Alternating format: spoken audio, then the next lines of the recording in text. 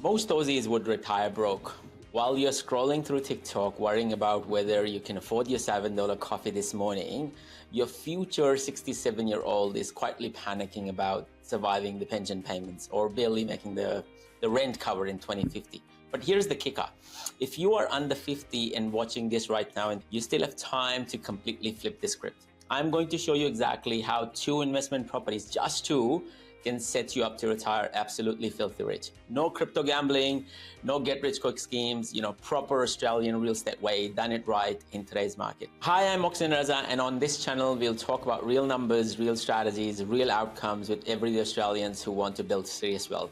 I've built wealth from $30,000 in 2004 to amassing $18 million in property portfolio. And this is not a get rich quick scheme. I wasn't able to do this overnight. It took me years and years of constant work and understanding how the real estate market works for me to get to where we want to get. And today we are going to break some of those things together. Let's start with some hard truths about retirement in Australia that would make your skin crawl. Now, the full aged pension intervals and roughly about $45,000 for couples. That's roughly about $575 per week for singles, barely enough to cover rents in most Australian cities, let alone living comfortably. The cost today of probably be about $180 to $200 in 12 years with 5% inflation. Now, if your income is fixed, all of this becomes worth less and less as the time goes on. And the bottom line, if you still want to retire with real financial freedom, the kind where you choose to, spend the time with your family, worrying less about money, you need assets that grow and generates income. And that's where property kicks in. Now, I saw a comment coming and asking about Australian property growth rates. With current market conditions in 2025,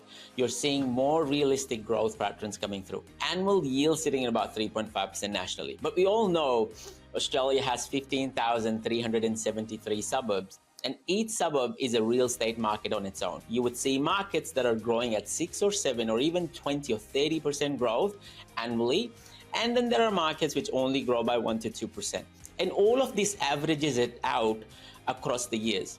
Now, we are talking about the yields is the same way. You're talking about regional areas that are still achieving yields at around 4 to 5%, but then there are pockets which would attract 6 to 7% yields as well, with the growth attached to it. But for the sake of today's story, let's be conservative and work with these real numbers. First, diversification. You're not putting all your eggs in one basket. You're spreading them around into various different markets within Australia for you to get the best out of both worlds. Second, it's actually achievable for most working Australians to save for 2 deposits over 2 to 5 years. Now, it might not be possible, but if you stagger the 2 properties one after another, the first property could provide for the deposit for the second property as well.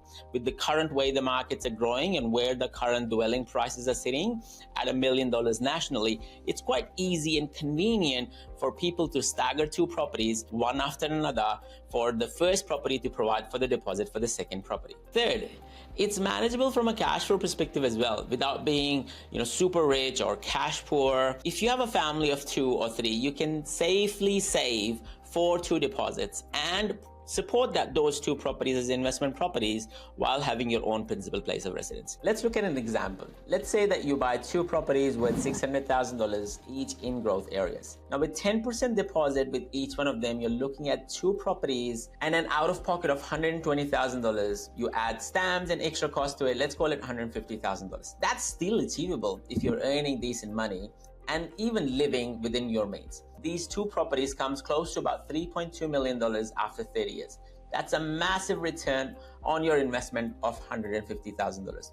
But here is what everyone forgets. It's not just benefiting from the capital growth. You're also getting rental income that should increase over time, helping you offset your costs and potentially turning positive geared as rents go up and you pay down your mortgage, or the interest rate comes down and you're paying it more faster. Now, let's get into the cost that property spookers conveniently forget to mention. This is where we separate the dreamers from the realists. First up, property management fees. Property management fees can typically range from 5% to 10% of rental income, with most areas averaging around 7 to 8%. On a $450,000 property, renting for $400 per week. That's about $1,500 to $1,600 per year in management fees alone. Second is council rates. Homeowners generally pay between $1,800 to $2,000 annually for council rates, with properties in urban areas often attracting higher rates. So budget around $2,000 to $2,500 per year per property. Then you have got maintenance and repairs. Industry rule of thumb is 1 to 2% of property value annually. So again, on a $450,000 property,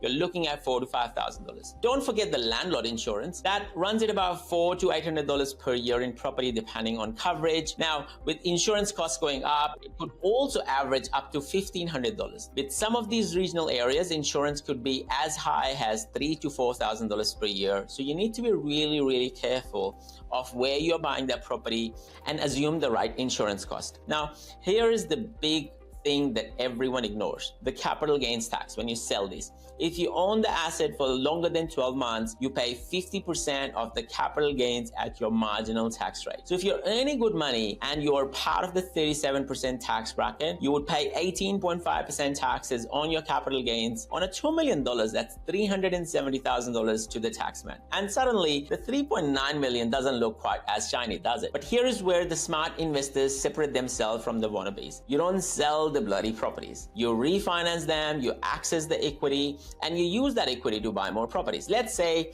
after 20 years, you have 2 properties worth $2.5 million combined, and you've paid down the mortgage with a total debt of about $400,000. That gives you roughly about $2.1 million in equity. Most banks would lend you 80% of the property value, so you could potentially access about $1.6 million in equity through refinancing without selling a single brick. This is how wealthy people think about assets. They don't sell, they don't pay taxes, they borrow against depreciating assets and let other people's rent cover the interest. If you've heard Robert Kiyosaki talk about the money management side of things is basically debt, and it's smart ways of using debt to create more income. And this is what we're talking about today. This is where property selection becomes really, really crucial. You need properties that are going to generate strong rental yields in decent growth areas. Now, what about interest rates? I hear people ask and panic about all the time. Fair point. With interest rates around 6.5% today, potentially going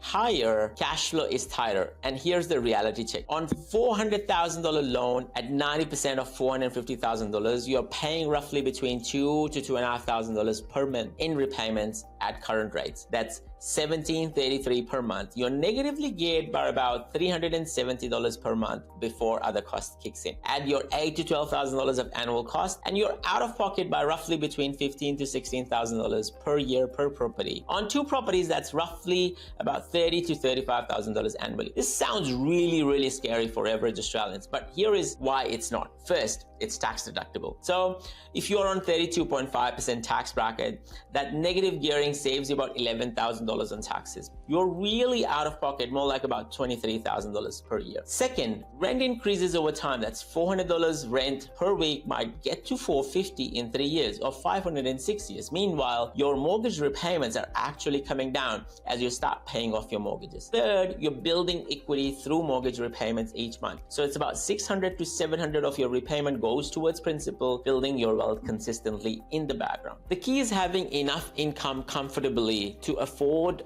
during the negative gearing period, or at least for the first 2 to 3 years. Now, if you're earning between $150,000 to $200,000 as a couple, $23,000 is quite manageable. It's like having a car loan at $400 per week, except it's not a loan, it's an asset that is going to appreciate. Start with 1 property, get comfortable with the process, build some equity, then add the second property when the financial position improves. You're talking about $200 per week that you can put into a separate account that you can use towards investing into property and build wealth slowly and gradually. The critical part is to start. Every year you wait is a year of potential growth that you're missing. Here is what I know after seeing thousands of investors over a number of years. The people who start early and stick to the plan, have the discipline in place, end up financially independent. People who wait for the perfect time or the perfect